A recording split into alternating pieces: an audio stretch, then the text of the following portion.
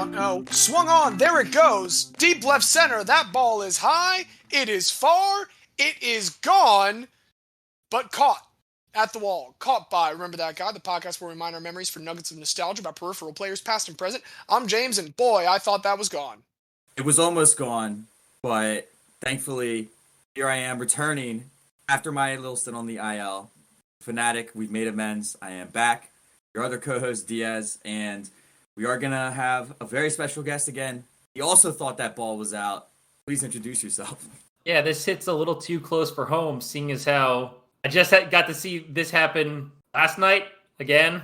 So no, that's the one from last night. To be fair, that's not the Stantonian one from last year with the same player to virtually the exact same location in a ballpark. It happens so often because the way the ball sounds hitting off of his bat, and then also the angles at Yankee Stadium make it look like it's flying off into the night. And so I'm in bed last night. Caitlin is laying next to me asleep, and I think Stanton has just tied the game. And I'm like, ah. But did you wake her up? No, I did not. I did not wake her up. Then we saved it at least. It would be a very difficult conversation if you yell. Caitlin says, "What is it?" I'm sorry. I thought my team did something well, but actually, I think she's used to that at this point anyway, so it wouldn't have mattered. But I realized I haven't actually introduced myself. I am the very special guest Xavier, and God, Vlad Guerrero hitting 3 home runs in a game where he also had his hand gushed open by being stepped on is absolutely crazy, and I cannot wait to not be playing the Blue Jays. If the Orioles don't take Andrew Jones Jr. with the first overall pick in the upcoming draft, I've decided that the franchise is truly beyond saving. Nothing has made it more clear to me that at this point, if there is someone coming up who has a major leaguer's name and Junior, just fucking draft them. Don't ask any other question. Hall of Famers for Andrew. Did Andrew make it? I know Vlad did. Andrew did not make it first ballot. Andrew has not made it yet. He better. He should. By the time Andrew Jones Jr. has made it, Andrew Jones Sr. needs to be in the Hall. Future Oriole Andrew Jones Jr. Yes, indeed. Andrew Jones Jr., he'll be making memories for me someday in Camden Yards, and it'll still be a 100-loss season. But in the meantime, focus on some other things. Who's making memories for you guys right now? You know, I believe we have talked about this, at least on the official Twitter account, but I did want to talk about Roki Sasaki, the 20-year-old Japanese pitcher who did throw a 19 strikeout perfect game, the first perfect game in over 25 years in the Nippon League. And I watched the compilation of all the strikeouts. It was incredible. The one thing I did see was that they figured out what his game score would have been, the MLB game score. It was 106, which is one higher than the greatest game ever pitched in MLB history. But the other thing the thing that I kind of wanted to focus on, not just Roki Sasaki, the 20-year-old pitching phenom who looks like he can come over to the U.S., in 5 years and be a star. I wanted to give a shout out to Ko Matsukawa, his catcher. You would think 20-year-old pitcher probably leaned on a veteran catcher to help him stay calm through this game. No, Ko Matsukawa is 18 years old. Yes. Our little baby battery. Yes. An 18-year-old and a 20-year-old combining for the first perfect game in over 25 years in the Nippon League, which I think is awesome. And we might see Roki Sasaki in the future, but I just want to make sure that Ko Matsukawa is remembered as well, even if this is the highlight of his career. Well, and I mean, at least they got to complete the entire perfect game. We were recording this, 2 days after Clayton Kershaw was yanked in the 7th? Yesterday. It feels like it's been an eternity because it's been one of the few things I can possibly occupy my mind with. I get it. 7 perfect innings is tough. Here's the thing. I don't get it. If he was even at 90 pitches, let's say, entering the 7th, I would understand pulling him. But he's at 80. This is like as efficient a perfect game as you could possibly pitch. And he had 13 Ks at that point. So the 19 strikeout perfect game that we just saw could have possibly been equalized by Clayton Kershaw. And he didn't even get that opportunity. It is a travesty. Once again, going back to the Stanton thing, Dave Roberts pulling someone who's perfect through 7 innings. If we had a nickel for it every time it happened, sure, we'd only have 2 nickels. But it's still weird that that's happened 2 times. And it's the only 2 times in baseball history that a player's been pulled at 7 perfect innings out of some 26,000 baseball games that have ever been played. Hate you, the Dodgers. But also, real quick, one thing that I can't believe I forgot to bring up. I wanted to give the catcher his due, but I shouldn't move past the fact that Roki Sasaki, his house was swept away by that giant tsunami and earthquake in 2011 in Japan, killing his father and his grandparents, and he had to live in a nursing home for 2 years. Then came back from all of that to throw 101 in high school, make his debut as a teenager, and then throw a perfect game by 20. Should not understate how insane that is. Is this just what it feels like to be watching sports from this point in our lives forward, where every time we hear about these phenoms, it's no longer excitement? There is a little bit just like, what the fuck have I done with my life? I've been like that ever since the first time a person was drafted in the NFL who was younger than me. So, 8 years now. My moment of that was Sean Couturier had a hat trick in the playoffs against the Penguins, I want to say our freshman year. And when I found out his birthday and that I was 9 days older than him, that was when it really hit for the first time. It's only gotten more sense. We're some old farts. Let's not look to that. Let's look to the right now. We got Roki for Xavier. Diaz, what about you? How are the Sixers feeling right now, if I may guess as to what we'll hear about? Well, tangentially related, and by tangentially I mean entirely related.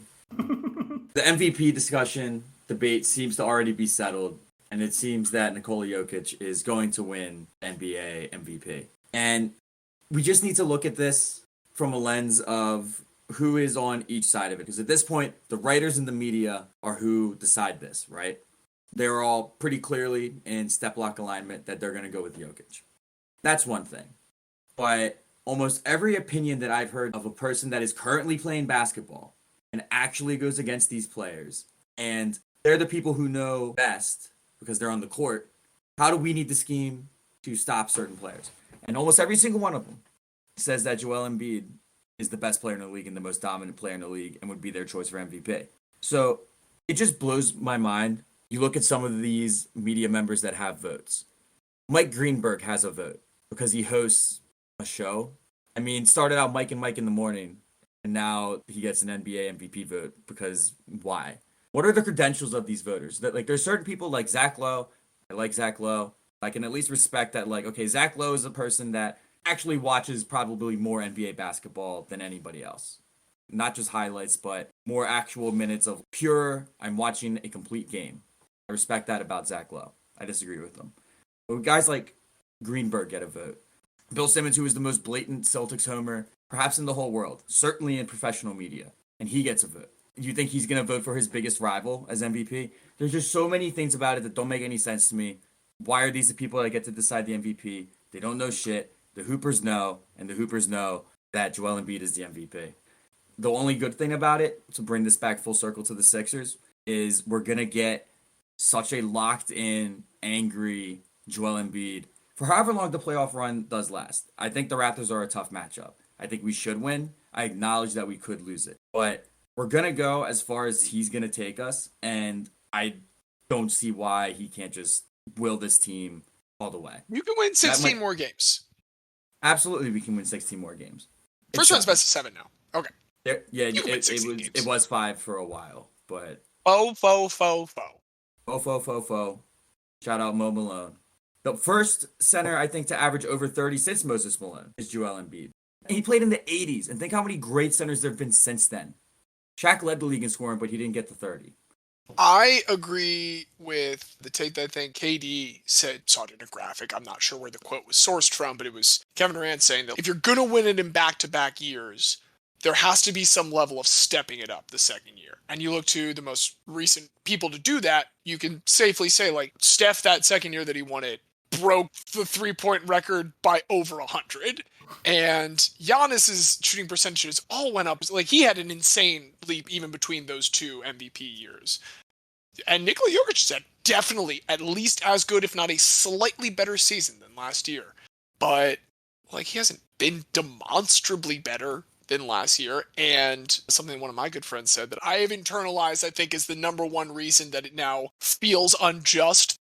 Joel Embiid had to keep that team at a good enough level with his best co-player holding out that they weren't going to have to settle for some bullshit trade. Like, he had to be good enough for the Harden trade to be possible because the Sixers had to be good enough for that to even be a feasible place for James Harden to land.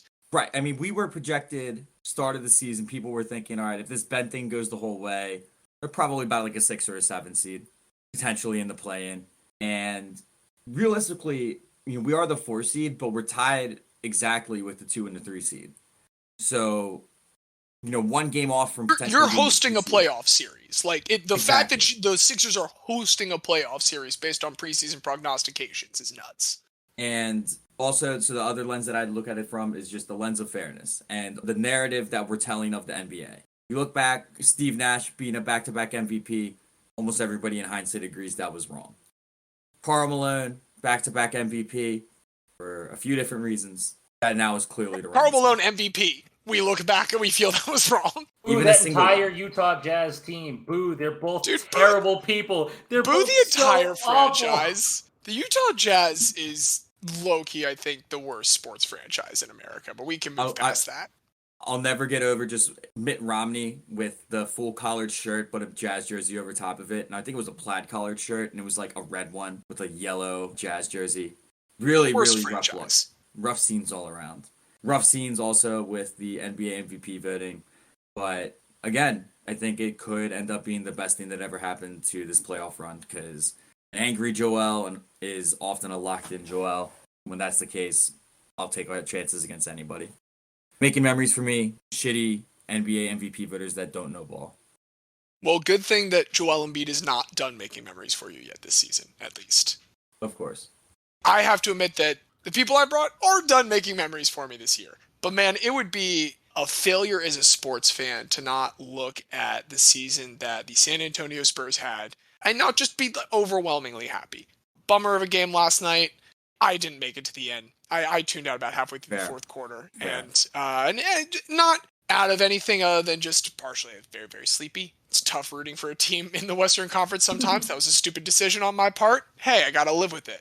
But also because, I kind of wanted to, I didn't want to see the guys bummed out because it's just been such a fun team to watch. It really was.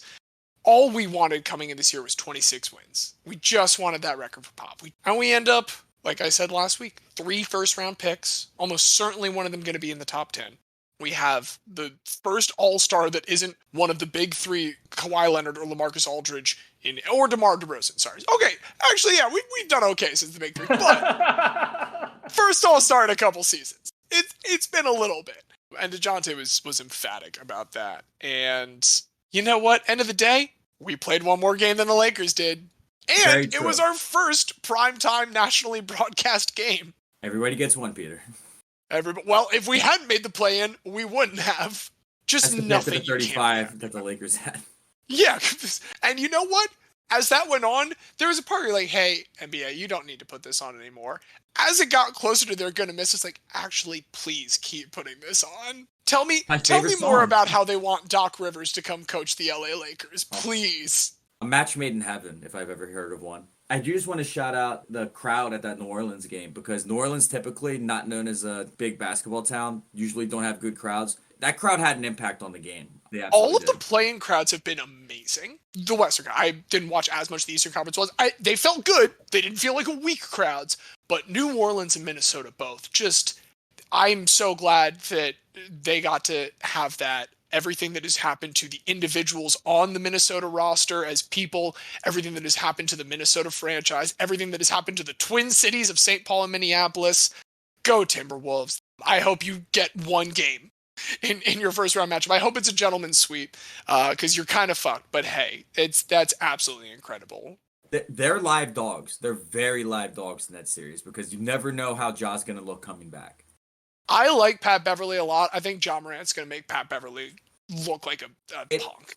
If he's at 100%, I agree. If he's at 80%, he's going to make Pat Beverly look like a punk. I love Ja Morant. I would take a bullet for Ja Morant.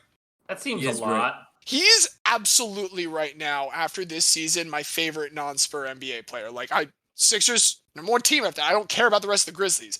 Ja Morant is fucking electric. I love watching Ja Morant. I hope they go on a run. That's fair, but I'm not taking a bullet for any millionaire. I'm very willing to take bullets. I would take several bullets. I don't know what that says about me, but there's there's not a lot holding me back from that. Load them in the chamber, baby. Anyway, as you all might have gathered by the fact that we don't have a fourth guest here, it's time for us to return to our regular scheduled programming of converging and conversing on our inductees for guys. And we've been doing this for a little bit. We've got, I feel like you can almost refer to it as a back catalog of material by this point. And that was what I wanted to bring to the table as the last successful litigant for someone all the way back in 019. I wanted us to look through just any of the stories we've told before, because something that I think has been so great about these stories are the side characters that we find along the way. Gotta love a good just cameo from some insane person for 2 seconds. And as the franchise mindset permeates through all of culture nowadays, it's so important when one of those small side characters has any amount of recognition that you make an entire new spin-off franchise out of that. And so we're going to take some of our favorite side characters. Yeah, exactly. I'm telling you, we're bringing some heat tonight. This is about to be a Better Call Saul episode. I'm speaking for myself personally. I'm speaking with confidence for the two of you, because we have racked our minds to find who we thought needed to be delved into a little further. And while this was someone that was brought up during a portion that I brought, I completely have to acknowledge Diaz for the interest in the individual I'm about to bring. There was a particular quote that you had that has lingered in my mind, and I knew I had to talk about Selva Lewis Burdette Jr., better known as Lew Burdette. Now, we discussed Lew Burdette way back when we talked about Harvey Haddock's 12 perfect innings in a non-perfect game. Speaking of perfect games, Lew Burdette was, of course, the opposing pitcher that day. And you at the time were like, Lew Burdette said, the greatest game of all time was not enough to defeat me, Lew Burdette. Give me all that money. And I just really loved that mindset. And so I decided to dive into our good friend Lew Burdette. There are some excellent nuggets about Lew Burdette. Going back to when he is born in the town of Nitro, West Virginia. It's technically not a town, though, when he's born. Nitro, West Virginia, it is spelled exactly the way you think it is, because it is named for something called nitrocellulose. That is a primary chemical component in smokeless gunpowder. Basically, in World War I, there was an area of West Virginia that had to get turned into a bunch of factory plants to make this nitrocellulose. And a community just started calling itself Nitro, and in 1932 it was finally incorporated into a township 6 years after Lew Burdette was born into this town. So Nitro, West Virginia, it is a town that has never exceeded a population of 8,000. For that reason, their high school does not even have a baseball team. So Lew Burdette plays a lot of sandlot baseball, but his only organized sport is football, where he gets to demonstrate his athleticism. Surprisingly enough, he does not get a baseball career based on his high school football performance. But there is some good news. As you might imagine, the leading employer in this town is one of these plants, and it's called Viscose. That's the company that runs this plant. Lew Burdette's dad, Selva Lewis Burdette Sr., he hooks up all of his kids with jobs there. He hooks Lew up specifically because he can be a messenger boy for this company and also play for the company baseball team. He has one season where he plays for this company baseball team. He goes 12-2. Two of the companies that he plays against are DuPont and Monsanto. He whoops both of their asses. And he does well enough that Lew Burdette, the working class hero.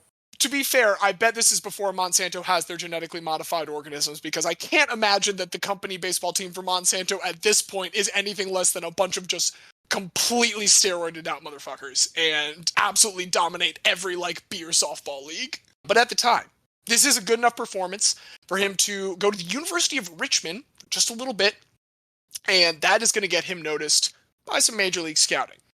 Not all of the scouts like what they see. In fact, one person from a Boston baseball franchise, I'm saying Boston baseball franchise because this is what will later be known as the Atlanta baseball franchise, and I'm going to try and very carefully go around. It's not the Red Sox. But a scout from that franchise does see him, says, I don't like the way you pitch.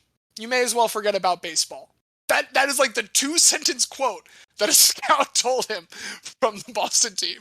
I do appreciate when giving bad news, somebody who gets right to the point. So I do appreciate, even if he was wrong, he just got right to it, He was very quickly wrong. Well, he is wrong. But we'll have a chance to make up for that mistake later. First, though, one of Boston's rivals is going to get him. In 1947, he is drafted by the New York Yankees. And he gets started out on one of their minor league teams, the Amsterdam, New York Rugmakers. An excellent minor league team name. He plays a full season there, and then very quickly rises through the ranks of the other levels. He makes a couple, brief relief appearances for the Yankees in 1950. This is his age 23 season, and that's his first cup of coffee. However, the Yankees bullpen is loaded at this time. Their rotation is loaded, and they want some more pieces, but they don't want to take the time to develop this young guy.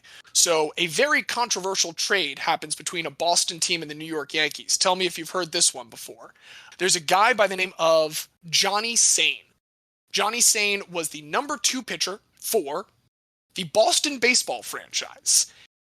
And, they've taken some time. They've watched this guy, Johnny Sain, pitch for years and years. He's had an absolutely dominant stretch coming into this. He's been the number 2 behind future Hall of Famer Warren Spahn. And from 1946 to 1948, he accumulates over 15 WARs. So Johnny Sain, phenomenal pitcher. He's also starting to get old. And the guys that are in charge of the Boston baseball franchise now do disagree with that scout from earlier. They've decided actually that they do kind of like the cut of this Lew Burdette kid's jib. So there's a big trade of Johnny Sain for Lew Burdette. This initially works out incredibly well for the Yankees. God damn it. They move Johnny Sain to the bullpen, and they win the next 3 World Series. It's 1951, 1952, and 1953. So that's rough. But they don't come away with nothing here in the Boston baseball franchise. They've got something with Lew Burdette. Now, there's one thing I want to do real quick before we move on from Johnny Sain. As we are talking about the category of good side characters, I got to drop some nuggets about Johnny Sain real quick before we completely move on and never mention him again. He is from a town called Havana, Arkansas.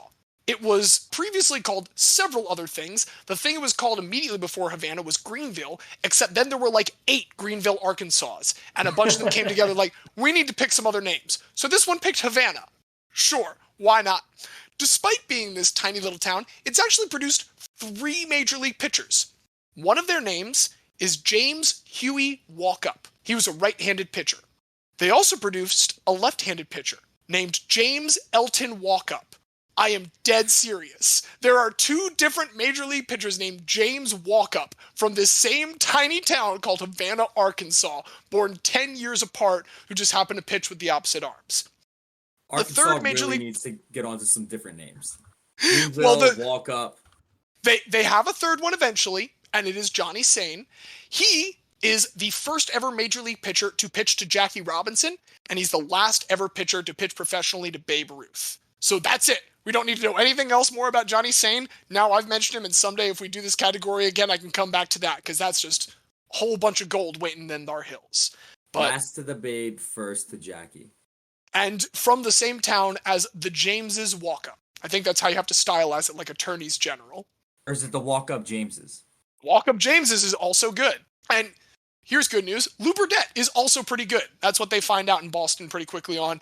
He's pitching out of the bullpen for about the first season and a half. This actually includes their move to Milwaukee, where there will now be the Milwaukee baseball franchise. So now I will refer to them as Milwaukee so that I don't say the name. Halfway through that second season, someone in their rotation gets hurt. They finally stretch out this young kid, Lew Burdette. They're going to get him worked into the rotation.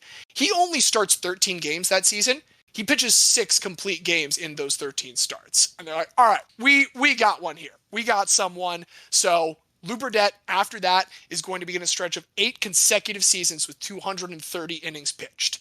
He's about to absolutely be a workhorse. So let's talk a little bit about what Lew Burdette is working with. He is a finesse pitcher.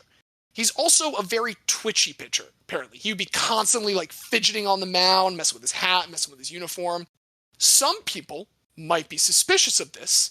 Teammates, his own manager, Fred Haney, would maybe say oh, Burdette, he would make coffee nervous, but all in all, good guy. Some of the other managers, like Bertie Tebbetts of the Cincinnati Reds, would come out and just say he's a cheating spitballer. They were, again, going after your heart, Diaz. Not mincing words. People constantly say that Lew Burdette is a spitballer throughout his entire career. It is something that dogs him. And he's a very good control pitcher. Of pitchers that have thrown at least 3,000 innings, he has the 5th lowest walk rate of all time, behind Robin Roberts, Grabe Maddux, Carl Hubble, and Juan Marichal. And he claims that he never threw a spitball. Now, we do know that he definitely tried to learn about the spitball. While he was with the Yankees, there's a guy, Burley Grimes, roving pitching coach Google for them. Search history. Yeah. Like, he 100% had interest in it. And actually, Burley Grimes is the one who's like, I don't want to show you that, man. You're going to get in trouble. You're not ready for this heat. You can't handle it. But Burley Grimes also tells Lew Burdette, people will know that you've talked to me. And if you continue with the mannerisms that you have, you know what you can do? You can use the spitball as a psychological weapon. Don't actually pitch it. Just cultivate and maintain the reputation that you do, and you'll be psyching all the other batters out. And so this becomes Lew Burdette's whole shtick. This probably plays into kind of why he has all of these weird mannerisms on it. And the other players absolutely hate him for it.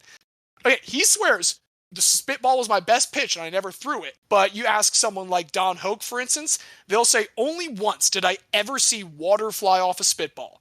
And the man who threw me that pitch was Burdette. They actually log a formal complaint with National League President Warren Giles about it.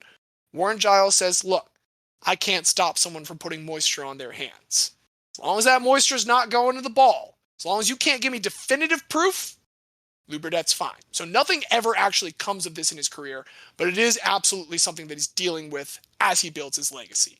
That legacy really kicks off in 1956. He's going to have a stretch from 1956 to 1961. That's kind of his 5-year peak. For the first 4 of those years, he's actually going to earn down ballot MVP votes. That first full kind of breakout season in 1956, one thing, they are being energized by absolute record attendance across the league. Milwaukee is drawing bigger crowds than any other team by far. Like Milwaukee baseball, the hotbed of baseball in the country. But they absolutely are. Another big reason Milwaukee is succeeding is there's a guy named Hank Aaron in right field. So he's pretty good. He's in his 3rd season at this point in 1956. But as this franchise will be later on in Atlanta, the main reason behind the sustained success that it's about to have is a trio of starters. I already mentioned Hall of Famer Warren Spahn. They're also joined by Bob Buell and then Lew Burdette. This trio, like Maddox, Smoltz, and Glavine in the future, they're the ones pacing Milwaukee. Actually, Burdette leads the league with ERA in 56 at 2.70, his lowest ever in his career, finishes 22nd in MVP voting. And the Milwaukee baseball team has a great season. They do not make the playoffs until the next year. In 1957, they come back with a vengeance, an absolutely phenomenal season for them. They are 95, 59, and 1. They make the World Series. And who is Lew Burdette ready to face? But the team that traded him away, the New York Yankees. He has now been told by a scout from one franchise that he should give up baseball. He was then drafted by another franchise that traded him to the one that said he should give up on baseball. And now with that franchise, which has since moved to another geographic area, they have managed to come back and face the initial franchise that drafted him in the World Series.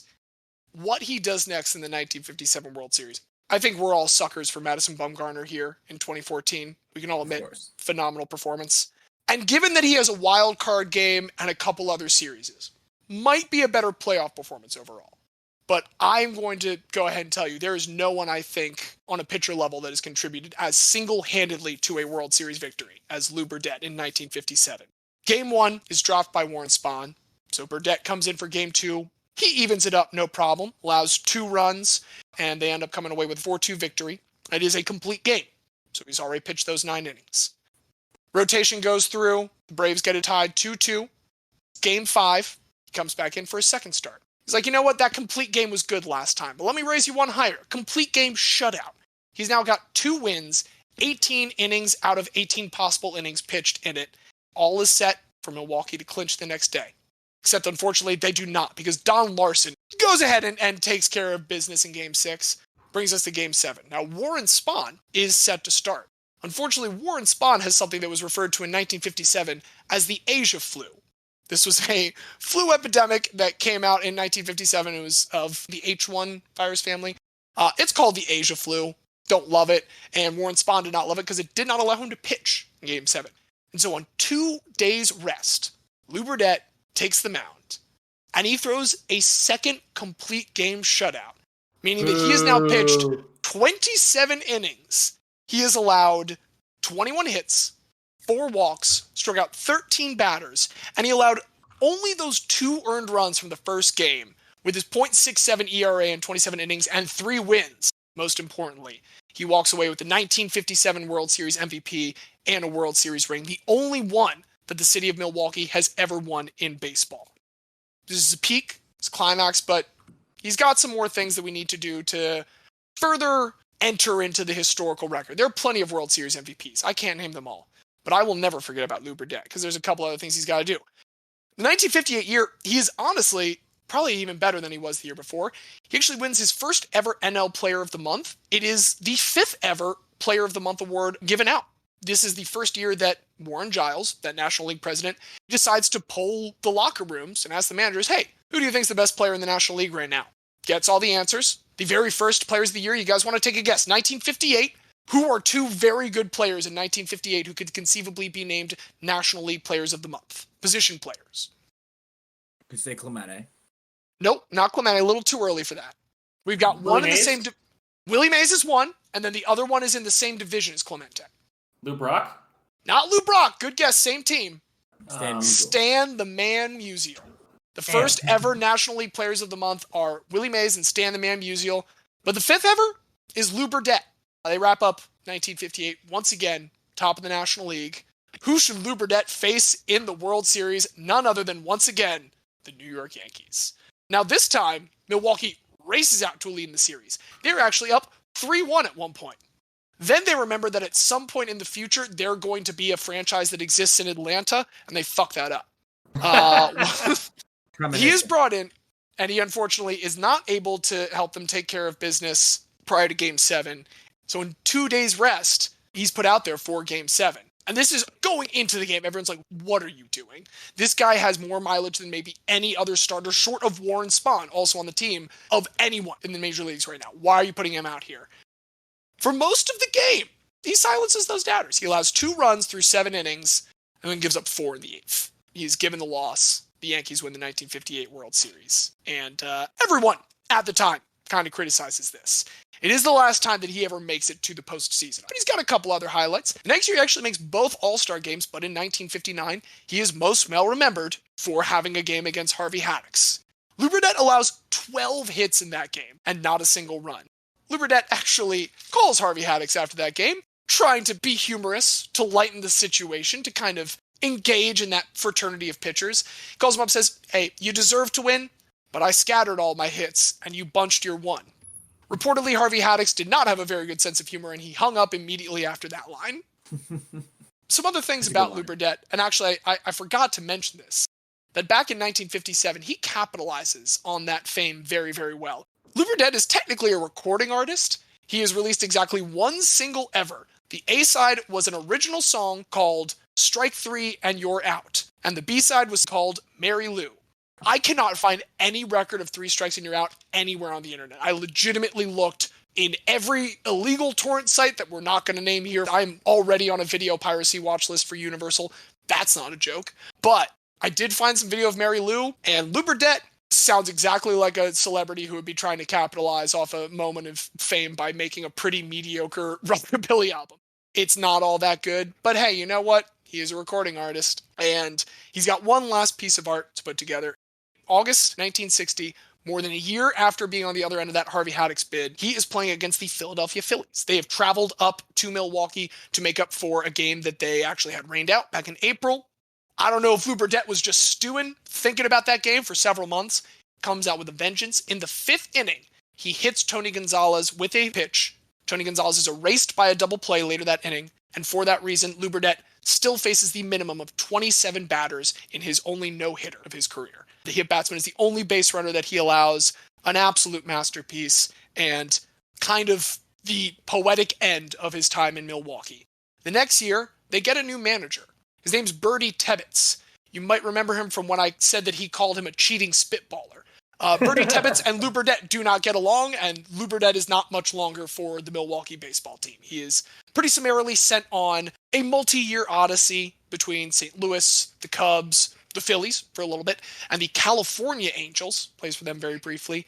During this time, as you might expect from a crazy pitch kind of guy who's already tried to learn those special ones from the masters of the craft, he does try and become a knuckleballer at one point. It is not enough to really keep the career going all that late. So finally, in 1967, alluding to the spitball, his quote is, well, they were starting to hit the dry side of the ball. So Time for him to hang up the cleats, and he finishes with a career record of 203 and 144 in 373 games started. That is 3,067.1 innings pitched, an ERA in the threes, over 1,000 strikeouts, and a decent 28.6 WAR. All in all, it's a solid career, and he ends up staying as like a old guy that shows up at games for the Atlanta franchise for a while. The star and franchise mend their fence after Bertie Tebbets is let go later. He does sadly pass away in 2007, but there is one last fun little epilogue to this. In 2017, there's a guy by the name of Nolan Fontana who makes the Angels roster. He is named after Nolan Ryan, but despite being named after Nolan Ryan, he is Lew Burdette's grandson. Lew Burdette actually lived with him for the last couple years of his life, and so Nolan Fontana continued the Major League family tradition. He's never going to make the Hall of Fame unless he makes it on the Veterans Committee. He did last the full 15 years of eligibility. He and teammate Warren Spahn both entered the ballot in 1973. Warren Spahn, first ballot, voted in.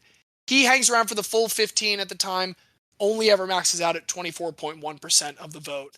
So unless he is looked on favorably by one of those Veterans Committees in the future, never going to make the Hall of Fame. However, I think he's a perfect fit for the Hall of Guy, and that is my case today for Lew Burdette. It's a great case. I do feel sympathy that he did not get his due justice for the Baseball Hall. I like the opportunity to right some wrongs. It's a really good pitch. I see what you did there. It's a really good pitch. But no, I mean, the main thing I take away from his career is the joke that he made to Harvey is kind of really his story. Because even in those 27 innings in the World Series, he said, 21 hits? Like, his whip is still not runs. Great. His whip is over 1 in that. Between walks, he definitely exceeds 27 base runners. So you would expect an ERA with the whip over 1, probably around like 3, if it was narrowly over 1. He was near the top of the leaderboards in fielding independent pitching once. He had a 3.10 FIP in like 59. Other than that, he regularly outperforms his FIP his whole career. So yeah, that's another great thing about Lew Burdette. He looks much better than he should in some ways.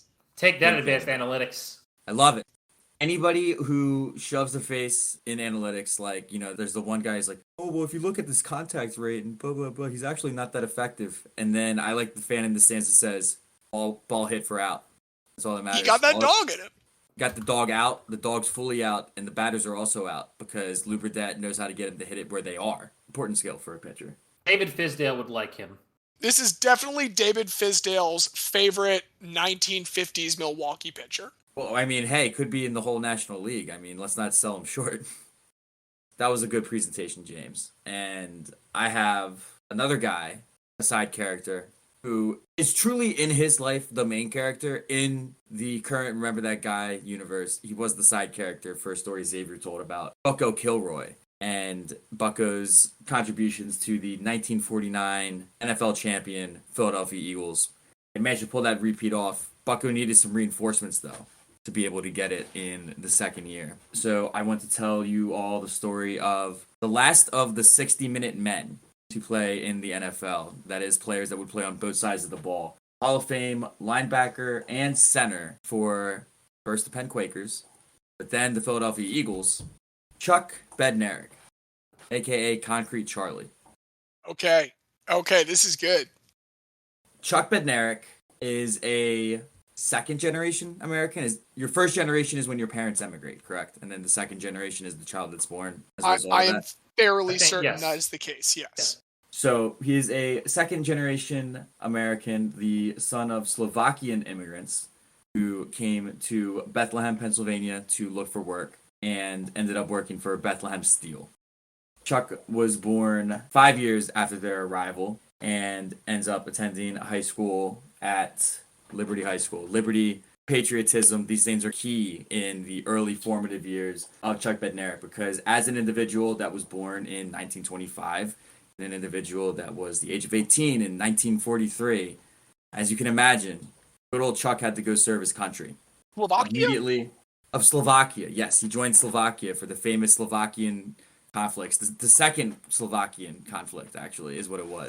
Okay, there have been some Slovakian conflicts in the past 50 years. We shouldn't make too much light of that. I literally just read today about the Slovakian military, so I do, Yeah, it was not a thing back then. I apologize for bringing this up in the first place. Well, I do want to say, to the credit of Slovakia, his initial schooling was in the Slovakian language. There was a school in Bethlehem, which was a Slovak parochial school that taught everything in Slovak. So Chuck Bednarik was bilingual.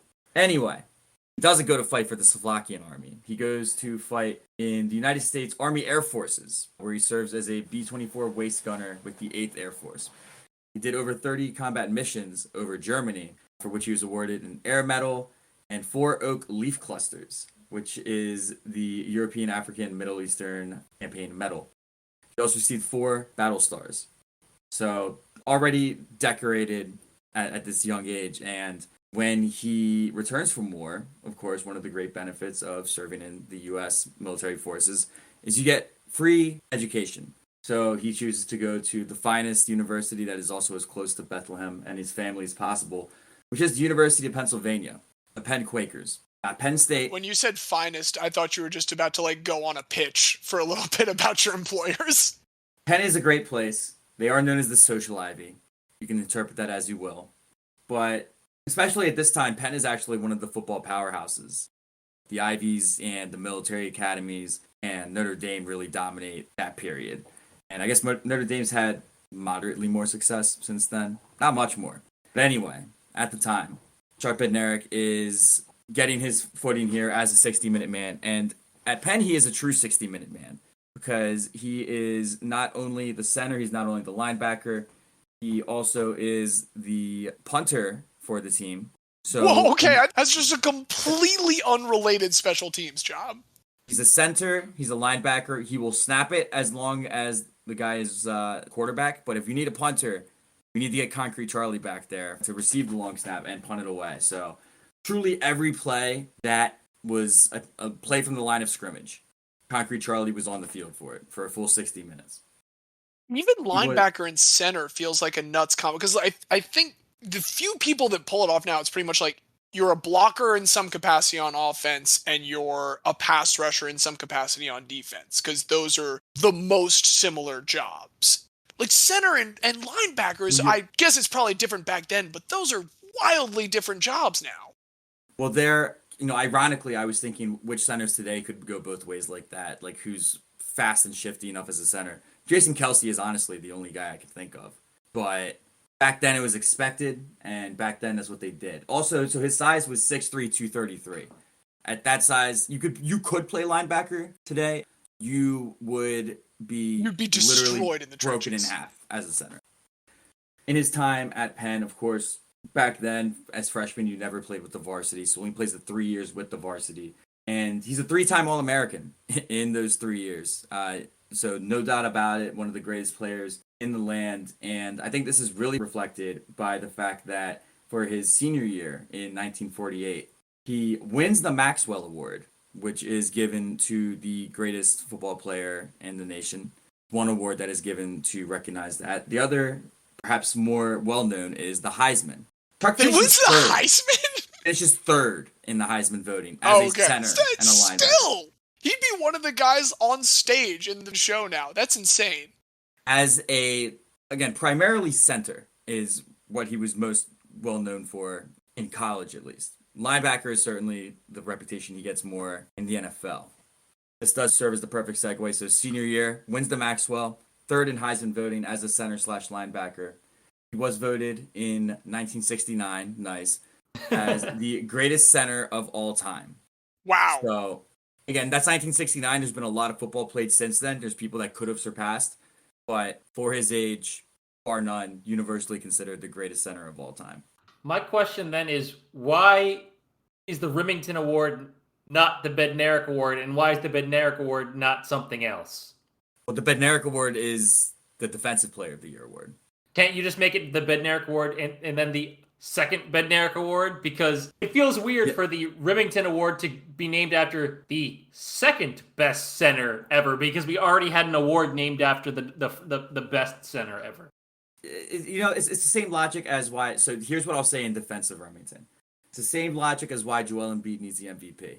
Jokic already got one, damn it. So Embiid deserves one too. We can't just name all the awards to Chuck Bednarik. Oh, the best linebacker is the Chuck Bednarik. The best center is the Chuck Bednarik. The best defensive player, the best sometimes punter award goes to Chuck Bednarik. Matt Ariza just won another award. Congratulations. He won a guy. He won a Bednarik. But all of these are just to speak about his college accolades and the recognition of the impact that he has had on the collegiate game. He also needs to be recognized for his contributions to the professional game. Again, as mentioned, 1949, first overall pick by the Philadelphia Eagles is Chuck Bednarik. They keep the hometown boy. They've heard so much about him. They want to keep him playing in the same stadium at this time. Franklin Field is still where the Eagles played, so it's literally the same field. He has to shift locker rooms, maybe move down about 500 feet. Otherwise, he's in the same building. Still is able to work from the same office. That familiarity is probably what helped him to be able to assimilate so well into that Philadelphia Eagles team that in his rookie season does end up defending their title and winning a second consecutive NFL championship. Out of quick curiosity, how did the champions have the first overall pick in the draft? It wasn't the first overall pick, so I missed. Oh, okay, their first round pick. Gotcha. I stated that confusingly. The first overall pick of the Philadelphia Eagles was Chuck Bednarik. He was not the first overall pick. Didn't have territorial picks back then where you could just pick somebody randomly without having to go through the actual draft. I wish, and I'll be the one to go on the record right now and say we should bring that back. It's good. Here's what I would say. Not in the first round. The first round, the elite talents in terms of just making sure that there's equity in the league. But the second round should just be territorial. It'd be fun. Unless it's a really, really good player from Philadelphia. Then he should be allowed to stay home. We can't force him to leave. But I digress. If you commit to it, you have to say, no, this supersedes everything. If you're going to believe in the territorial picks, you have to say they come first. They come first or they don't come at all. Like a second round territorial pick is bullshit. Then I feel bad for the Nashvilles and whatnot. Not to say Dr. Kevin Dyson make better athletes. A fantastic job down there. Convince athletes to move and convince them to start families and have incredibly athletic children. It's a long-term investment, but then you're set. Gotta see for the long plan. So, did I just accidentally do eugenics? With a couple extra steps, but but getting back to good old Concrete Charlie. First, Concrete Charlie, you would assume he gets that nickname just because he hits hard. Concrete's hard. This is a guy that hits hard. Concrete Charlie. No. This is, of course, the era when you couldn't just simply live on a pro athlete's salary. So his off-season job was quite literally selling concrete in Westchester, Pennsylvania. This is what he does. This is how he makes his money in the off-season. And it was a sports writer by the name of Hugh Brown for the Evening Bulletin who first wrote in an article that Bednarik is, quote, as hard as the concrete he sells. Notice the line is not how hard he hits. Was very passionate about how he felt about Chuck. This is also back when comics are talking about Batman's boner all the time.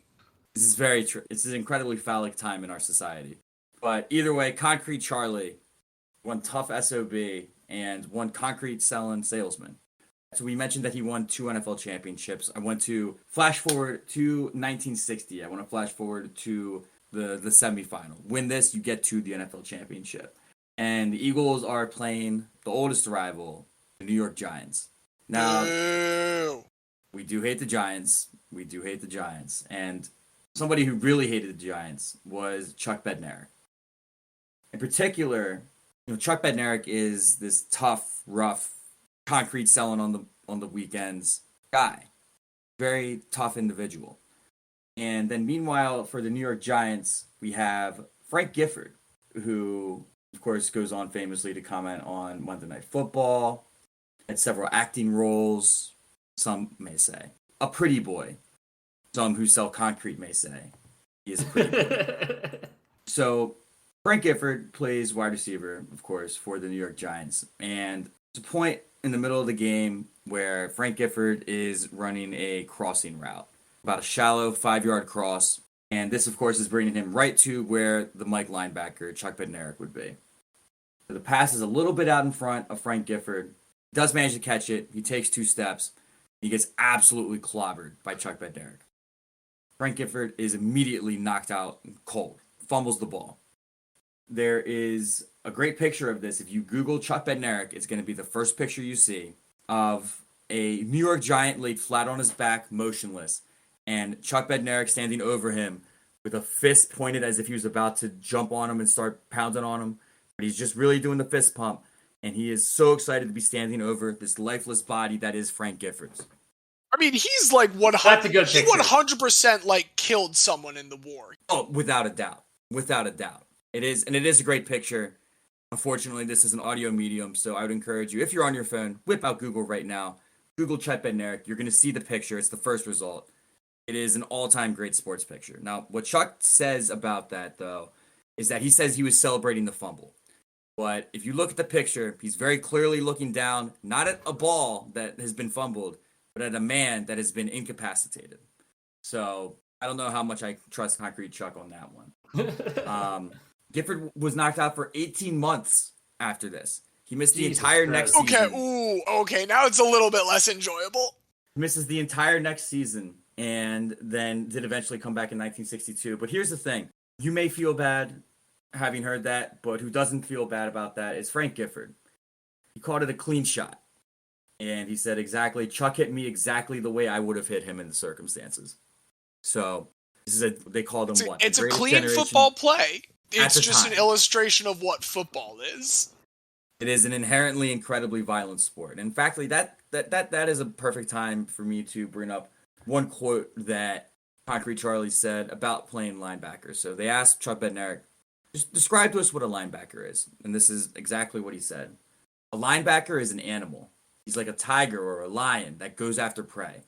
He wants to eat them. He wants to eat the shit out of them. That's a linebacker. And just a absolutely vicious man, of course. I feel like for anything where it's like, oh, why do all these football players have severe injuries after they retire? Just answer with that quote. Oh, no. That's also some foreshadowing, Xavier, unfortunately. I would also say, so for Al Mistert, who is played on the offensive line with Chuck Bednarik, said he was 75% animal, 25% human being. So truly a person that was born simply to play football. Ray Didinger actually said that as well. And it speaks to how important football was in his life, because if you ever played football, a spiel that you would always get from a head coach is you should have your 3 F's in order. You should be your family, your faith, and then football. Football was number one for Chuck. We'll put it that way. Family came after football. His own family has spoken about this. Not that he was particularly abusive in any specific way, but was not very present at home. Again, football was the full priority. But to that effect, he was able to perfect his craft so well that Tommy McDonald, a wide receiver on those Eagles teams, also said, if you had a magic wand, you'd want to make 11 Chuck Bednariks. So, revered by everybody that he ever played with. Not revered by those that he played against, as you would imagine. Everybody famously knows Chuck Noll as the Steelers coach. Well, before that, he played for the Browns. And they had quite a rivalry. Could say Chuck Noll started it first. He smashed good old Concrete Charlie in the face during a fourth quarter play. A punting play. And Chuck has a long memory. And he remembers this. So a few years later, they have an on-field confrontation, basically just arguing about their shared history. And Bednarik just starts swinging post-game. Starts lighting him up a little bit. Hurts him, not severely, not to the point that he misses any games, but enough that NFL Commissioner Burt Bell fined Bednarik $500 and demanded that he apologize to Noll for the punch. So Bednarik goes up to Chuck Noll, issues his apology, and Chuck Noll had just one word to say back to him. Bullshit. I mean, it absolutely was. And with this brutal playing style, you would think for every action, there's equal and opposite reaction, right? The force you give is the force you take. He only misses 3 games over the courses of his 14 seasons in the NFL, playing both ways and playing with this vicious physical style. The last of the 60-minute men, he was an 8-time All-Pro. And that's not like, oh, he got 4 for 1 and 4 for the other. Like, no, like 8 times he was All-Pro on both sides of the ball. Rated in the 2010 NFL poll, he was ranked 35 on the top 100 in terms of greatest NFL players of all time. One spot ahead of him was Deion Sanders. And now this is interesting segue because, as you could imagine, for a rough, tough SOB, Deion Sanders is not somebody who is cut from the same jib in his eyes. No. He criticized not just Deion Sanders, but also Troy Brown because people would ask him, oh, well, you were the last 60-minute man. What do you think about these guys? He basically was saying, it's easy to play out there on the perimeter. If you want to be a man, you got to play on the inside and take your hits. Like, neither of them could tackle my grandma kind of stuff. Also said they are pussyfoots, and they, quote, suck air after 5 plays. They couldn't tackle my wife, Emma, is what he actually said. Not even his grandma. He does give him the credit of his wife, at least. He also had an acrimonious relationship with the Eagles, unfortunately. The beef goes back to Jeffrey Lurie takes over the Eagles in 1996, and the NFL had a rule in place at the time that essentially said that owners cannot make financial transactions, buy from, sell to, whatever, former players. So this rule is in place, and so when Chuck Bednarik asked Jeffrey Lurie to buy 100 copies of his new book to distribute to the team, Jeff says, I'm not able to do it. Well, Chuck doesn't care about the rules. Chuck cares that you're not buying his book. So he holds the grudge to the point that ahead of the 2005 Super Bowl against the Patriots, Super Bowl 39, he publicly and openly said that he was rooting for the Patriots. He did not want to see the Eagles win. Because of 100 books? Because of 100 books. Or just give them the books. He could just give them the book. That was an option. But then he took them as being cheap asses, that kind of thing. So after this, in the Super Bowl, we come to 2006 in training camp, and they do manage to make amends. The feud seems to be ended. They hug it out. They shake hands. And you may remember Reggie White passed away at the end of the 2005 season. So now coming into the training camp, Reggie White was to be inducted into the Hall of Fame that summer. So it was a topic, and they asked like the typical softball question. You're a great defensive player. Reggie's a great defensive player. Can you talk about him? And he actually has negative things to say. He says, oh, he's a showboat, doesn't care about the team, only cared about himself, blah, blah, blah. And people are like, what the fuck? Like, read the room, man. This guy just died. But here's the thing. He apologizes immediately the next day because he said that he thought that he was talking about Terrell Owens, who, of course, had just left the Eagles. I understand why you're saying what, but we're going to skip ahead a little bit now, and we're going to advance to March 26, 2011, where Chuck Bednarik is rushed to the hospital, says he's in serious condition. They didn't give any further details. He does end up coming out of the hospital. He stays with his family for his remaining years, and in 2015, he does pass away. Rapidly became ill on March 20th and dies one day later, March 21st, 2015. This was before they were checking people for CTE, but his family does confirm afterwards that for some time he had been dealing with Alzheimer's, had dementia for years, and to your point earlier, Xavier, football-related injuries played a role in his decline. So I am willing to accept that explanation from good old Chuck, but that is a brief synopsis of the life of one Charles Bednarik, the pride of Slovakia, and the pride of Bethlehem, Pennsylvania. And the pride of Bethlehem, Pennsylvania. The last of the 60-minute men. And ironically enough, I don't know why I'm just realizing this now at the end, he may have chosen the number 60 for that reason. He was the last. That would be great. That would be great if it was intentional. We'll give him credit for it. We'll give him credit for it. And of course, that number 60 is retired by the Philadelphia Eagles. Concrete Charlie. Concrete Charlie is such a good name. Damn. I enjoyed that more every single time that you said it. All-time great nickname. An all-time great player. And dare I say, an all-time great guy. But we do have one other guy that we need to hear about. Xavier, please enlighten us. Lay it on us, baby. So way back in the 3rd episode of this podcast, James regaled us with the story of Anderson Varejao. Hell yeah. And they mentioned Varejao's time at Barcelona, where Barca had won back-to-back Liga ACB titles, even if Varejao didn't play a part in those playoffs. So the person that I want to talk about didn't have the lengthy NBA career that Varejao had after the Barca pit stop, but who was a key member of those Barca teams that Varejao got to watch and learn from. Do either of you remember Juan Carlos Navarro? Of course. One of the first great European guards. Absolutely. So Juan Carlos Navarro was born on June 13th, 1980, just outside of Barcelona. Literally a mile outside the city proper and still in the province of Barcelona. And he started playing basketball at the age of 8 at his local club before moving to the Barcelona Academy at the age of 12. Because in Europe, unlike here, if you're signed for a team as a youth, you go and play in their academy and you move up through the academy. And if you're good, they can just sign you outright. No draft in Europe. Navarro spends 5 years with the Barca Academy before making his first team league debut at the age of 17 on November 23rd of 1997. Navarro is a really highly regarded young player at this point. He had been selected to participate in the Nike Hoop Summit that year. This was the third year of that. That's the Team USA versus Team World prospect game. This year, the Team USA was led by Larry Hughes, Ron Artest, Baron Davis, and Shane Battier. But Navarro said, nah, I'm not coming to Lake Buena Vista, Florida to play in this game. I really want to make my debut for Barcelona, so I'm going to stay here and keep working to try to get there. I don't care about that right now. So one thing about European basketball is, especially when you're young, you don't play many minutes. Even some of the brightest Every coach is stars, Doc Rivers.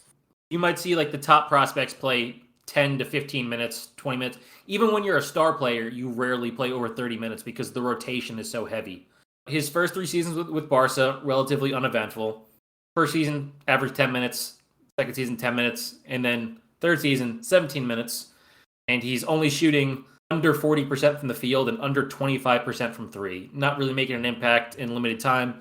But there's still bright future for him. He's still only 20 years old. Not even 20 by the time his third season is over. During this time, he began to experience significant team success at the international level. In the summer of 1998, he was a member of the Spanish team that won the Europe Under-18 Championship. And in 1999, he was the star guard on the team that beat the USA in the final of the Under-19 World Cup. So despite, leading Spain in scoring 5 times and leading them to the championship, Navarro didn't win MVP because that went to Andrei Kirilenko, who had just become the youngest foreign player drafted in the NBA. And Russia was really bad in this tournament. They finished, I think it was 7th. They finished 6th. Did they make it to the knockouts at that point, or did they not even? What was there a group stage in knockouts? So it went from one group stage to a second quarterfinal group stage, which was 2 groups of 4. The top 2 go to the semi. So one group was the U.S., Argentina, Russia, and Brazil, and U.S., Argentina advanced. And the other group was Spain, Croatia, Australia, and Greece, and Spain and Croatia advanced. Kirilenko and Russia, they ended up losing to Australia in the 5th place game. But he was just so impressive, leading Russia in scoring, rebounds, and assists, that he wins MVP despite being on a 6th place team instead of, someone who won the championship or at least made the semifinals. Pretty wild. That brings us back to what we said about Ben Simmons the other day, where don't trust someone that's drafted really highly if they couldn't take their team on a run at whatever level they were at before. Yeah, and to be fair, I don't know what the Russia Under-19 team was at that point, but Kirilenko does eventually get over the hump. He wins the Eurobasket in 2007 when they actually beat Spain in the final in Spain 60-59. So Kirilenko won that for Russia, Russia's only ever international title in basketball, not counting any Soviet-era stuff. And Kirilenko was the MVP for that. But this is not a story about Andrei Kirilenko, so we can talk about that another time. Back to Juan Carlos Navarro. His play earns him a call-up to the senior Spanish team for the 2000 Olympics in Sydney. Here he is at 20 years old on the full Spanish national team. Comes off the bench, averages 9 points per game during the Olympics. Pretty good for him. That's pretty much what he's been averaging for Barcelona at this point. And he's starting a bit to come into his own. They're talking about him as a potential NBA draft pick, and unfortunately he has a couple small injuries in his 2001 season that knock him out of first-round consideration of the NBA draft, and he is eventually taken 40th overall by the Wizards in the 2002 NBA draft. They offer him a contract, but he says, no, I want to stay home. And this was a great decision for Navarro. Yeah, he went to not play for the Wizards. There's never been a time that not playing for the Wizards has not been the correct answer. Could have played with Michael Jordan for 1 year if he went right away. That's the only... Really? That does kind of actually add a little wrinkle, I guess, if it's the one season where that could have been relevant. Maybe, but in 2002, 2003, Navarro shoots up the ladder towards stardom. He was Barca's second leading scorer in the league, averaging 14 points per game, throwing in 11 points per game in the EuroLeague, and Barca rolls. They win the Spanish League, sweeping Valencia in the finals 3-0. They won the Spanish Copa del Rey over Ceramica, and they won their first ever EuroLeague title, beating CSKA in Moscow in the semis, then Treviso of Italy in the championship, for their first ever Triple Crown season, which is the League, Domestic Cup, and European Cup. I have curiosity, how rare is that? So I looked this up earlier. Barcelona has won. 12 European basketball clubs have won it, have had Triple Crowns. Most recent was Real Madrid in the 2014-2015 season. Okay, awesome. This is a rare and excellent thing for them to have accomplished. Yes, and this is the only one that they have ever had. So this is a very big thing for them. He continues to improve, and by the end of the 2007 season, he's a true European star. He's regularly averaging over 17 points per game in both Liga ACB and the EuroLeague, despite playing max of 30 minutes per game, usually somewhere around 25 to 28. He's won 4 Liga championships, 3 Copa del Reys, the Spanish Super Cup, and the aforementioned EuroLeague. He was all EuroLeague first team twice in 2006-2007, all Spanish League first team in both those seasons as well, and the Spanish League MVP in 2006. Around this time, he earns the nickname La Bamba, thanks to the teardrop floater that he had made his go-to move. Okay, so not like Richie Valens La Bamba, he is dropping an explosive La Bamba. Yes. This shot is so iconic for him that Steph Curry talks about it as something that he's looked at.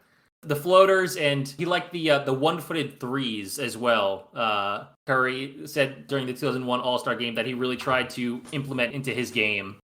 So very successful both at the club level in Spain and on the European competition front. But Spain is really having a golden generation internationally too, thanks to Juan Carlos Navarro and Pau Gasol.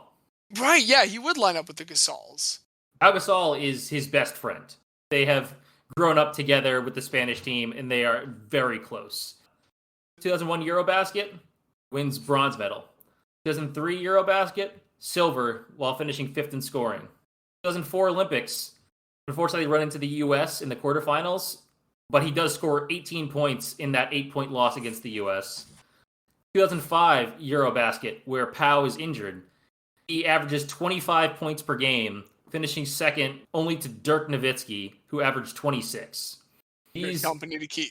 Yeah, these international efforts culminated with the 2006 FIBA World Championships, where Spain won the gold medal. They routed Greece in the final 70-47, with Navarro being the leading scorer with 20 points. And the wild thing about this is they held this Greek team to 47 points. 2 days ago, this Greek team put up 101 on a USA team led by Dwayne Wade, Carmelo Anthony, LeBron James, and Dwight Howard, and beat them. Even then, that's not the best defensive outfit of all time. They were coached by Larry Brown, though, which does help to explain it. But I mean, regardless, no, I am not trying to take it. That's a fucking accomplishment. Yeah, so Spain wins the World Championships, and he's just racking up the trophies at this point. And on August 3rd, 2007, the Wizards traded his draft rights to the Memphis Grizzlies for a future first. Sensing that the time was right to move to the USA, and the fact that he was going to get a chance to reunite with his best friend, Pau Gasol, Navarro secures a 10 million euro buyout with Barca and makes the jump to the NBA. Unfortunately... I was fucking waiting for it! This Memphis team is really, really bad. 20 win bad. And not just 20 win bad, and they trade Pau Gasol in February to Los Angeles. So Navarro averages 10 points off the bench for this team, and is named second team all-rookie. He also hit 156 three-pointers, which was too shy of the then rookie record, but he was not very happy in Memphis. And so shortly after the season, he says, I don't want to spend any more time here, and quickly signs a 5-year contract to go back to Barcelona. He was asked later if he regretted leaving the NBA after just 1 year and said, no, the team was bad, the language was a barrier, and my family, my girls were not comfortable. If it had fallen on another team, that would have been better. Playoffs? Everything might have been different. But really, could you blame him? This was a dude who had lived his entire life in Barcelona, was a superstar in his home country, moved his family to Memphis, Tennessee to play with his best friend, and then saw his best friend traded to Los Angeles while he was stuck on a 20-win team in Memphis. He had never been on a bad team before in his life. Yeah. He was only ever, on Barcelona. It'll fuck you up, man. I would rather be a big fish in a small pond than a big fish lifelessly flopping around the state of Tennessee. There's no water there. There's no pond. Fun fact, the Grizzlies, they still liked him, so they extended him a qualifying offer to retain his NBA rights before eventually they had to rescind it in September 2009 for extra cap space because they wanted to sign a different guard. This guard was a little bit past his peak, had done some special moments in our area. Diaz, who did the Memphis Grizzlies sign? Well, I've got the answer for you. That's it. It's the answer. It's Allen Iverson. Yes. Nice. Pretty good. That took me too long, and the response is the answer. Exactly.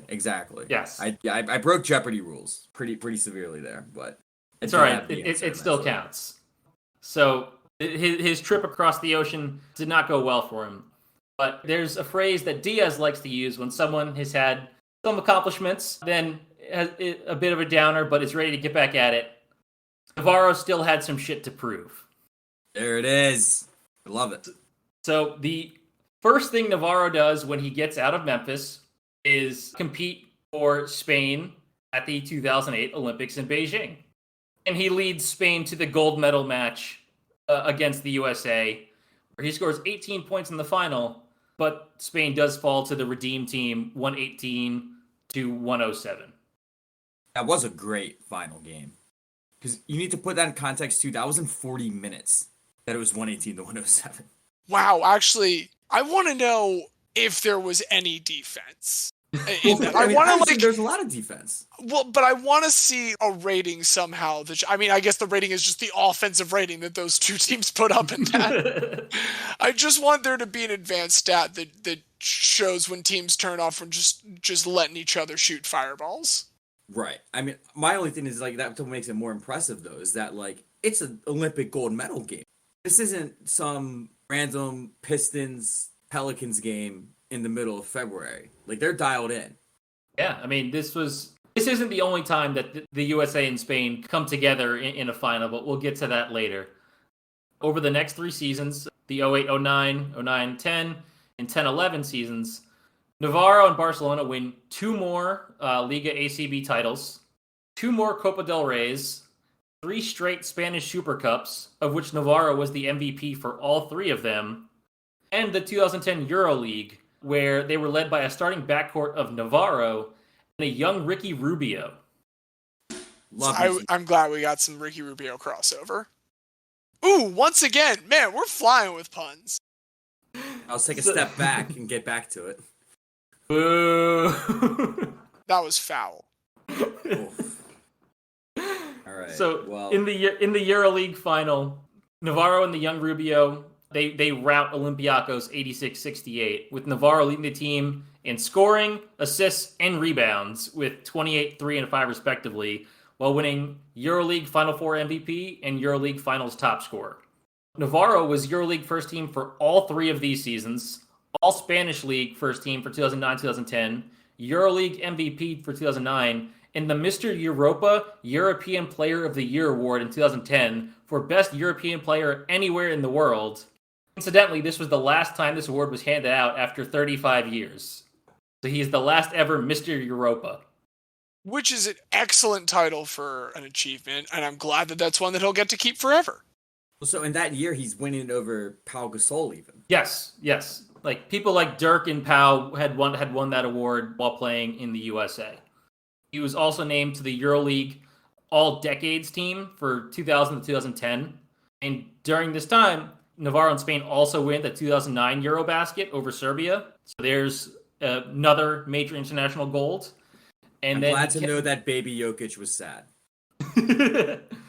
And then caps off this lightning 3 years of just winning everything with a starring role in Eurobasket 2011 in September of 2011, where Spain defends their title with a 98-85 victory over a France team that was led by Tony Parker and Joakim Noah. Navarro outduels Parker in the final with 27 points to Parker's 26 and wins the Eurobasket MVP. And this is after he scored 35 points in the semis against Macedonia. I mean, that's pretty good. Like, I can fall back on Tony Parker as a finals MVP, but that's pretty good. No, maybe if Navarro came over a little earlier and wasn't in Memphis, he could have... Dude, if Navarro came to the Spurs, it would have been amazing. Him and Manu as the two guys coming off the bench, that would have been incredible. And we would have been just the most foreign team of all time.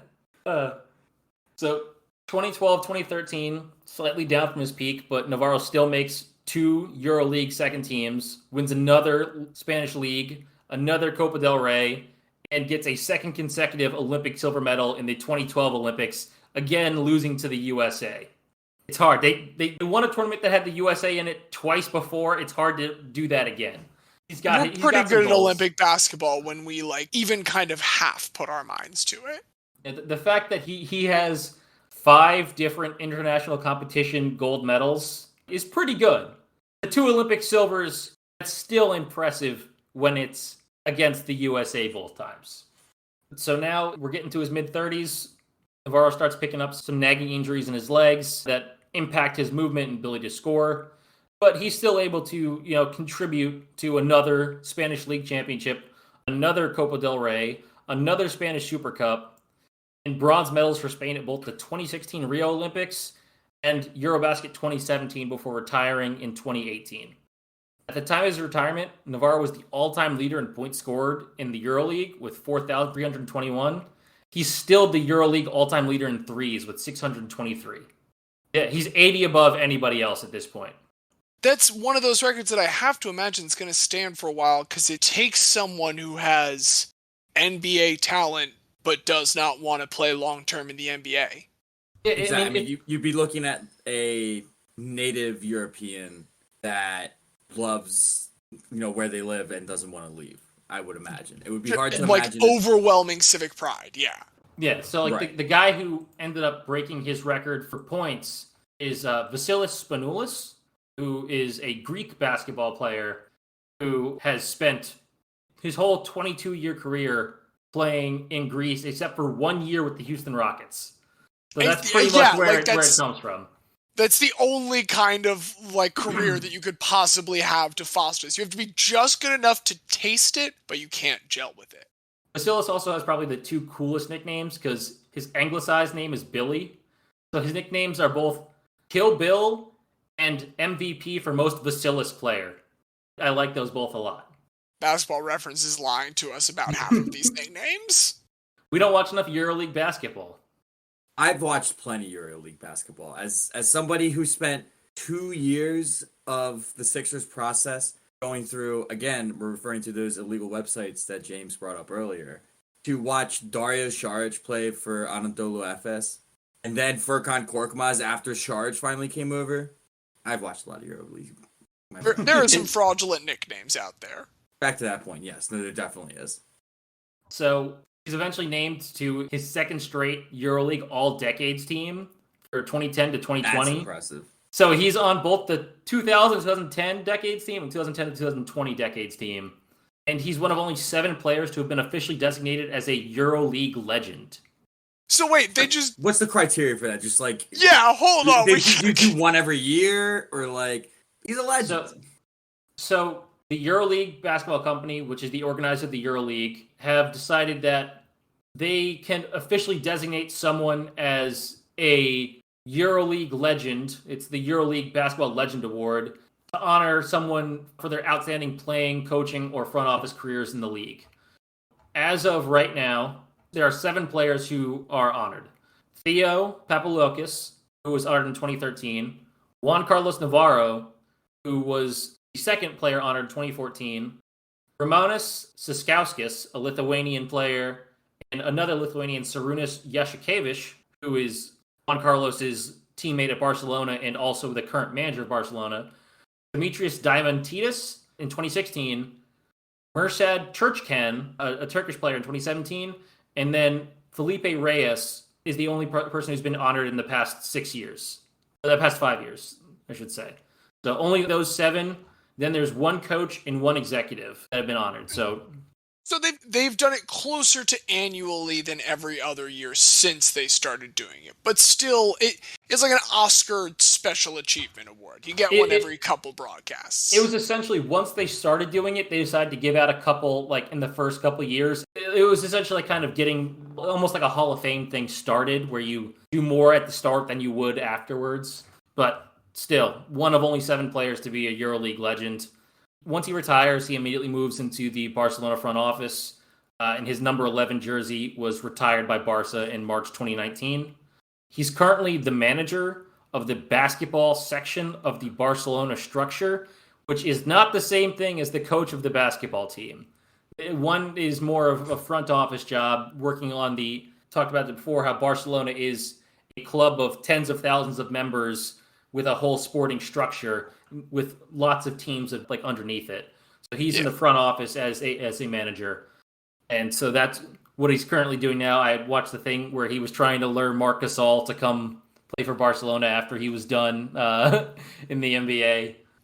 So the last thing I wanted to bring up was I came across a interview with Memphis Grizzlies workers, and both the Grizzlies TV play-by-play man Pete Pranica and their radio broadcast man Eric Hasseltine were talking about their favorite MSG moments, and both of them on their own said that they had distinct memories of the time when, after they had traded Powell away, they were playing against the Knicks at the end of the 2008 season, and there was nothing to play for. Everything sucked. No one cared about anything. But a whole bunch of Spanish exchange students who were going to colleges in New York City showed up at the Knicks game to cheer for Juan Carlos Navarro.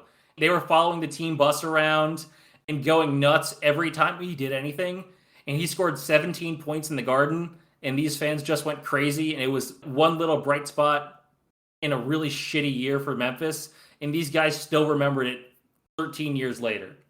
That helps make a lot more sense as to why he was eventually like, yo, I need to go back to Spain. Got that taste of home and said, you know what's better than the squeeze? The whole lemon. Remember when the highlight of this season was when I was somewhere being chanted by a bunch of people from my nation? And just think about how many titles he won with both Spain and Barcelona in the 3 years after he did that. He won pretty much everything. But that's my guy, Juan Carlos Navarro. You know, weird cup of coffee in the NBA. Didn't stay as long as some of his compatriots. But man, is he loved in Spain. Excellent story. I really wish he had gotten that rookie record for threes at the time, which I imagine has been broken by someone else since then. But it would have been great for a one-and-done NBA player to hold a rookie record for a while. Just excellent bar trivia. Got in, set some records, got out, went back to Spain, was beloved, set more records. I think he's technically still in the top 10. Yeah, I think he's still in the top 10. I think Donovan Mitchell has the record now. Oh, well, then I don't care about that record. He plays for an irrelevant franchise, as we've discussed. Speaking of discussions, we have come to the point where we have to have one about which one of these 3 guys is going to get inducted today.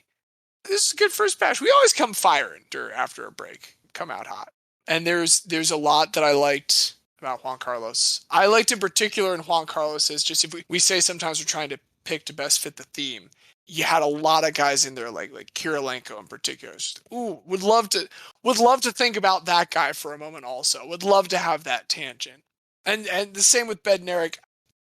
The whole Bednarik was so mad about 100 books that he rooted for the Patriots against the Eagles in a Super Bowl is a massive knock against him. Like, the playing career of Chuck Bednarik, amazing.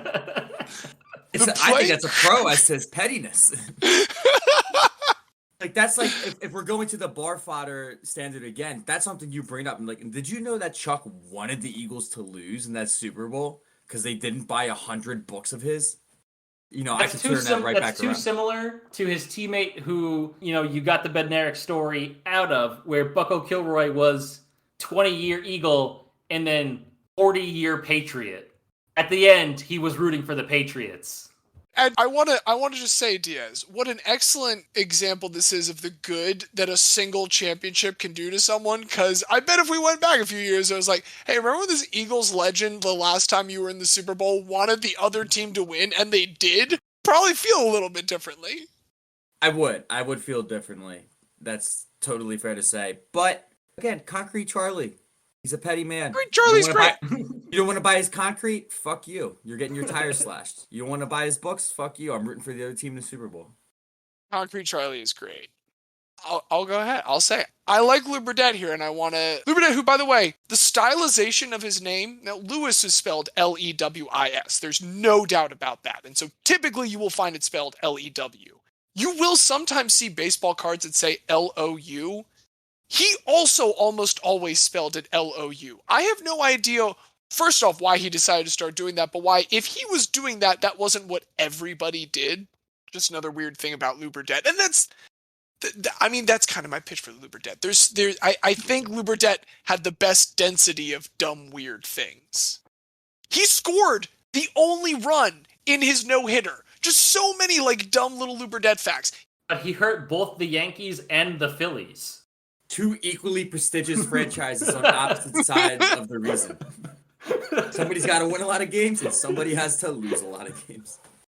He did also play for the Phillies, and you went and beat him immediately the next year, in the middle of a period where you made the World Series 9 times in 10 years when we came up to 1957, which means 10 times in 11 years in 1958.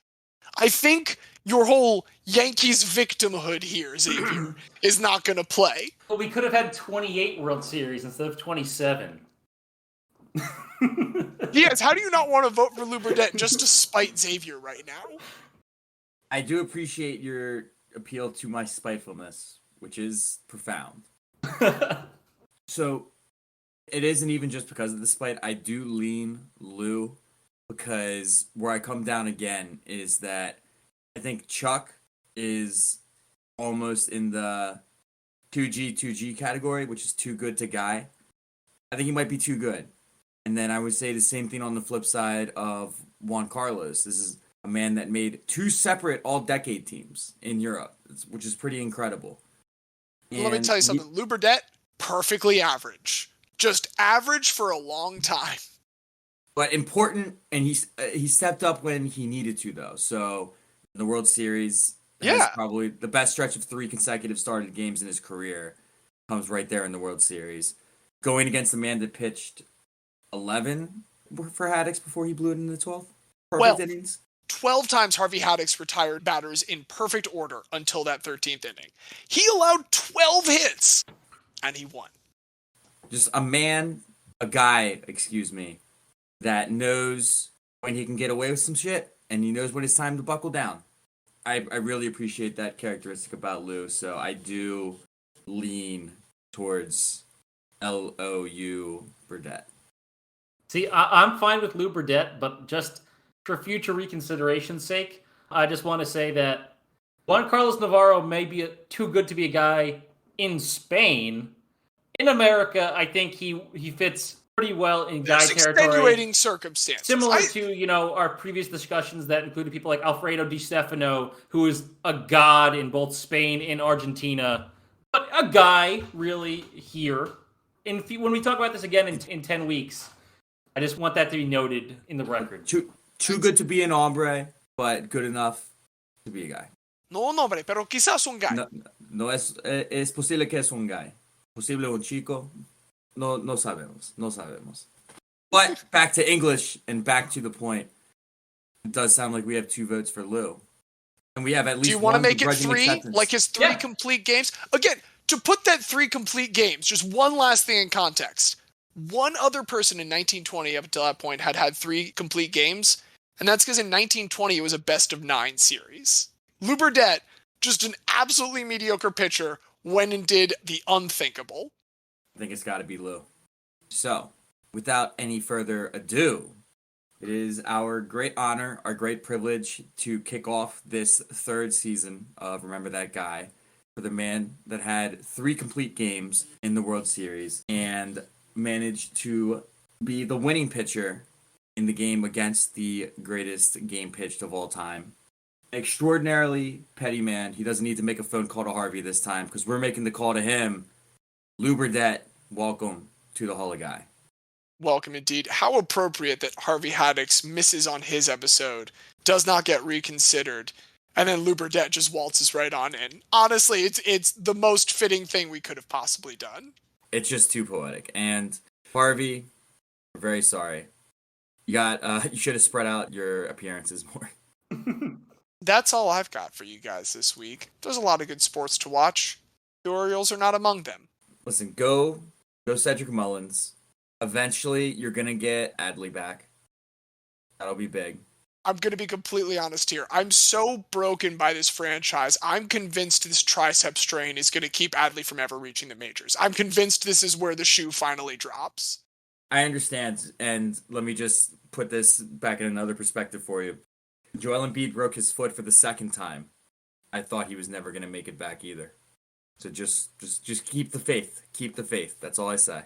It will be worth it when you get to see your beautiful Cameroonian boy. I'm sorry, Adley's not Cameroonian.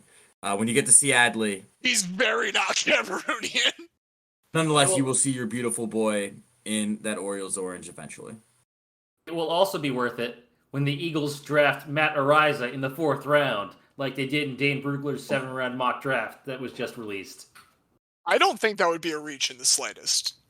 No, in the 4th round, because, I mean, by the 4th round, you're talking, like, I'm not saying it's quite crapshoot range, but Matt Ariza is not a crapshoot. It's take players that you like at that point. Right. And I like guaranteeing that for the next decade, I don't have to worry about my punter position. So I think that would be a wonderful pickup for the Eagles. Well, anything else for us to look forward to currently, guys? Nothing for me. I would say the playoffs will have already started by then. Let me allow myself to sound like an idiot to people that are going to listen to this on Monday when this definitely isn't what happens. The Clippers are going to win by at least 20 against the Pelicans. I think that's not even going to be a close game in LA. And I think the Cavs are actually going to beat the Hawks. The Hawks are favored, even though they're going into Cleveland, but I like the Cavs. So give me Cavs in a close one. Give me Clippers in a blowout. And as you listen to this on Monday, you will appreciate just how stupid those words I said are. And as you think about the very stupid things that Diaz said, I'll just say that I've been James. I've been the very special guest, Xavier. And I am Diaz. And as Chuck Bednarik once said after laying out Frank Gifford, this fucking guy is over. So fucking morbid. He actually said this is just a game.